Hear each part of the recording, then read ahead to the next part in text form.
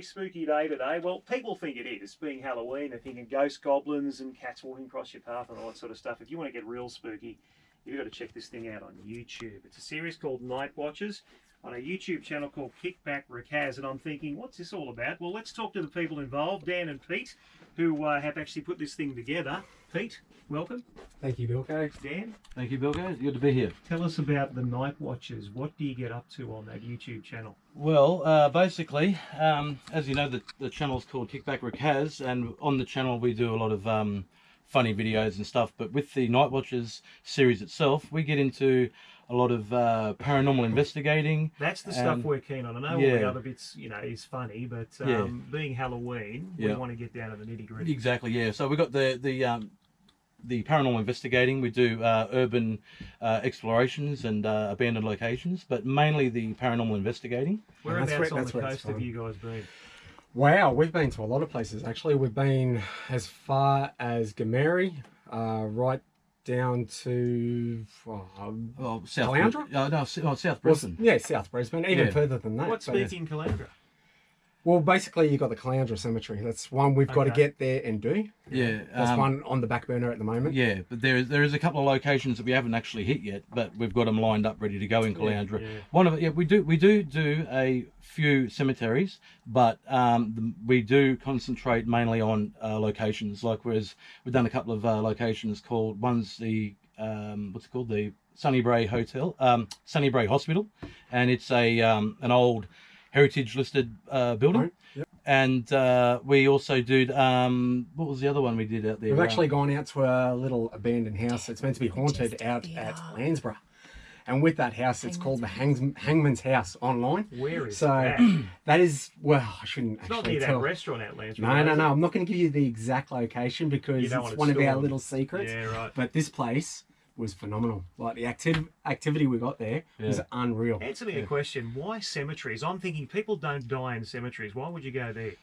I'll let Dan answer that one for you. As far as we can tell, I've done a little bit of research, and what it is what I've heard is that the spirit, the ghost, whatever you want to call it, is connected to the physical world, and the actual thing that is physical for them was their body. So they're connected. They don't want to let their body go because that was what was connecting them to the physical world. That's what haunting is. Someone doesn't want to move on. Move on. Well, they say that, yes. I mean, look, we don't claim to be professionals in any way, but we are still learning as we go. But there are a lot of things that we've heard where, it's basically the spirit does not want to let go, so it sticks around.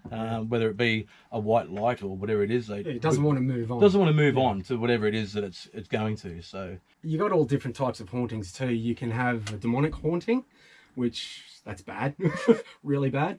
And then you'd have a normal spirit that has just passed on and doesn't want to leave that place where they felt comfortable. So one that may be in love and doesn't want their love something behind, that's or the kids behind affected them majorly in their life. What do you mean really demonic and evil? I mean, what are you talking about here? Well, demons. Are stuff they like ones that. that attach to you and sort of... Oh yeah, like poltergeists and stuff like that. Stuff that attach and follows you, and they try and trick you into doing something bad or wrong, stuff like that. And that's not a human spirit.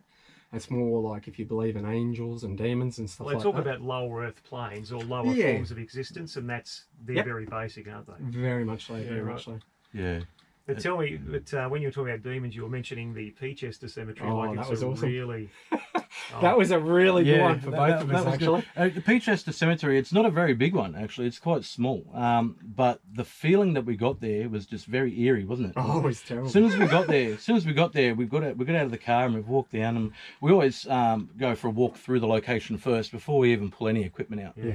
And while we're walking around, we're just like, oh, this just doesn't feel right. Like, it just felt heavy, really heavy. And it's the actual cemetery is surrounded by bush. It's right there in the bush. So all you could do was feel like, we've been in heaps of cemeteries with bush and stuff like that, but this one just felt really weird. It felt like you were being watched from every angle, from every corner. It was pretty fun. And we kept hearing noises like in the bush, not like not animal noises, like different sort of just totally. Yeah, like someone really walking out in the bush. And this place, you got to realise too, this cemetery was pitch black dark. Like if you watch that video on YouTube, the Peachester Cemetery one, I actually turn off the Lume Cube, which we have on the GoPro, just to show people what we see. How dark it and is. it is pitch black. Like, it's like looking, like, close your eyes in the dark, and that's how dark it was out there. It was full on. Yeah. When you have to, this is the thing that worries me going into those areas. I mean, how do you protect yourself from those demons attaching to you? Because I've heard of this happening. I mean, we know Ouija boards are bad. Yeah. And look, I did experiment as a 15-year-old with a bunch of mates, and what came through? No. Yeah, not good. What came through was frightening. I had one attached to one of the girls in the group, and she said she went back to her house, and there was, the demonic force ended up splitting the walls in her house, and and she had to get a cleansing. And I still remember the thing that freaked me out about doing that Ouija board experiment was one of the girls there in the circle was asking if anyone liked them. And of course, this thing was starting to spell out my name. And I'm sitting there trying to shut this whole thing down because you can't hide. They know exactly what you're thinking. Yeah. And I was having very lustful thoughts as a 15-year-old. Yeah.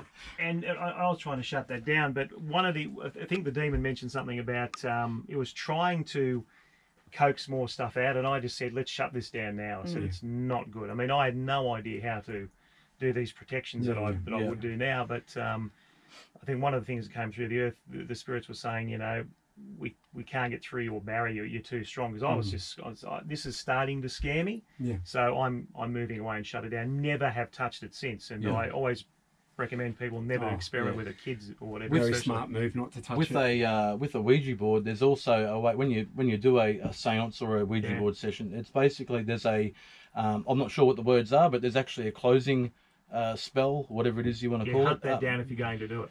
Huh? Yeah. Hunt that spell down. Yeah, exactly. This is the important thing. You say you go into those situations where possible demons can attack, that you're going to have crystals on your person. Oh, yeah. We do. Well, I mean, up until recently, we thought, well, we better have some sort of protection. Yeah.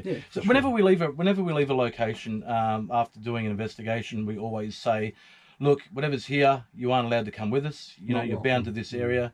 You're not welcome to come. And that's what we used to do. So now we do that, and we carry these little crystals with us. I forget what they're called, Pete. Do you know what they are? I can't remember what they are, but they're protection crystals. It looks like shards of glass. Where do you get them from? Do you just go and buy them? Basically, you go to like up in Nambour, where we're from. There's a little just a crystal shop, alternative shop that you can go to in there that sells crystals and oils and stuff like that.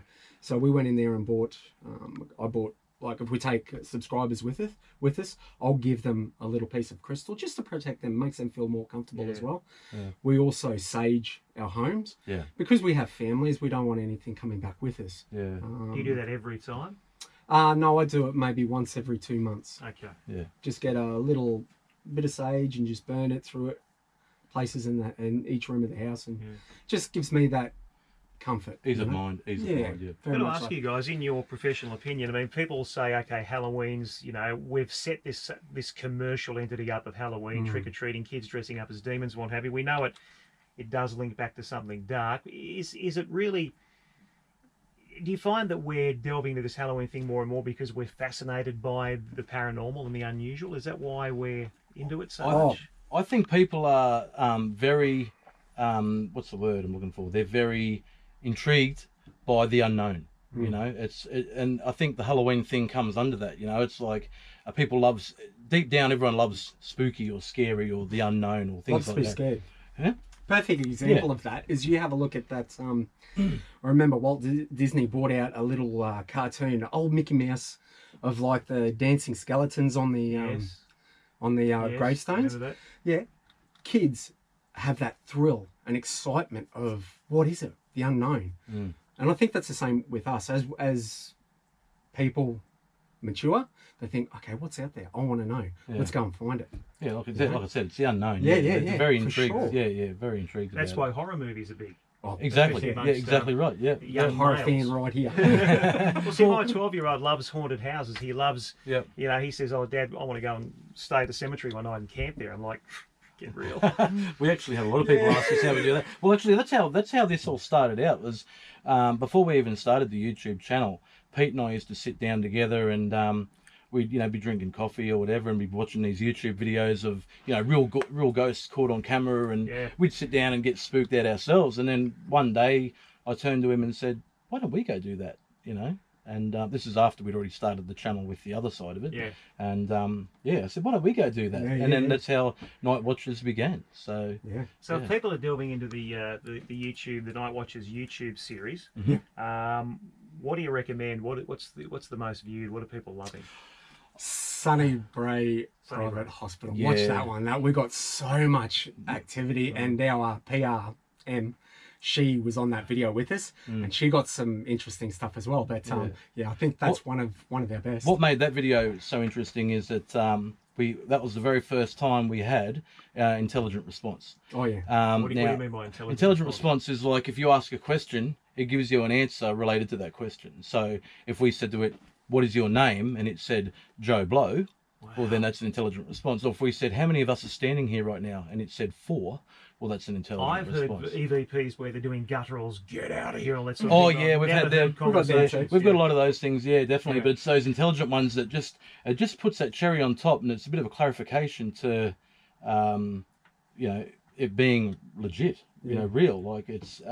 And then what we're doing is something that we should keep doing, Yeah, exactly. Well, when we actually we were speaking to a journalist not long before that, and she asked us, "What is it you're aiming for in this? What is one of your goals?" And we actually said an intelligent response. And lo and behold, a couple of days later, we did that location. Wow! Bang! Yeah, we got it. First we had about 3 or 4 of them. We had about three. We even had knocking in that video and a door moving. We had so much stuff in that video. It was amazing. Now, who would have thought there'd be all this around this part of Queensland? I mean, it's not that old. Australia's not that old. Exactly. A lot of people say that to us. They go, "Australia's not that old. How does it happen?" Well, people still die. People have been dying since the start of time. So the country doesn't have to have a time limit of when it can start releasing ghosts. Can you imagine? I mean, we've just had this big controversy with Uluru and them shutting down Australians and overseas people walking over what is essentially a graveyard. Can you imagine you've got connections with the Aboriginal people going back must be 40,000 years. Can you imagine some of the spirits you'd come across there?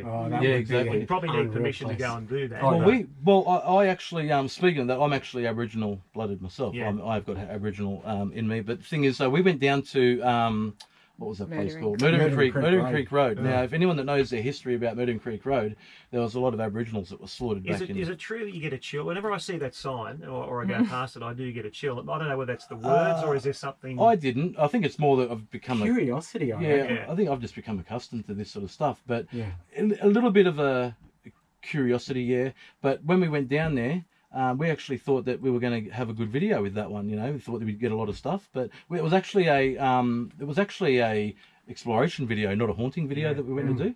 But we just happened to pull the spirit box out and do a couple of EVP sessions, and nothing came through. So that's one thing with our channel too, is if we get something, we're going to show it. If we get nothing, we're still going to show it, because it's all about documenting evidence. It's not about making it hype it up and make it look real. And whatever we do show is real. And that's why we like to take subscribers or friends or other people along with us, because they help validate that we're not faking anything. Well, let's stress that people who are looking at that YouTube channel, Kickback Rakaz, and the Night Watchers series, if they do want to come along and be a part of it, is it easy just to message you guys and ask? Is it how it's basically? Look, you can get in touch with us via we've got on our videos. They can put a comment in on the videos, but we do have a email address.